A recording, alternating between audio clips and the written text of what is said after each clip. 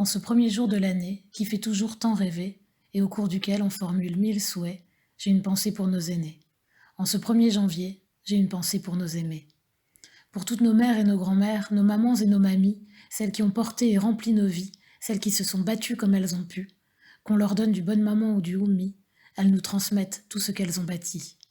Et s'il nous arrive de ne pas les appeler, et s'il nous arrive d'oublier d'y penser, il suffit d'une douleur, d'une peur ou d'un doute pour qu'elles se rappellent à nous en renfort, et en puisant dans notre enfance, on y trouve notre réconfort.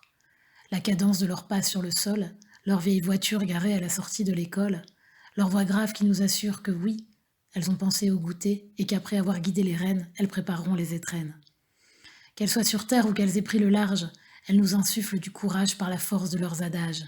Elles sont celles à qui on doit notre naissance et auxquelles nous apportons un air de jouvence. Elles nous attendent patiemment avec leurs plus beaux sourires, leurs cheveux blancs immaculés et leurs visages creusés par les souvenirs. Elles ne font pas dans la dentelle quand il y a un truc qui les interpelle. Elles ont gagné le droit de parler, de leur voix voilée par les années.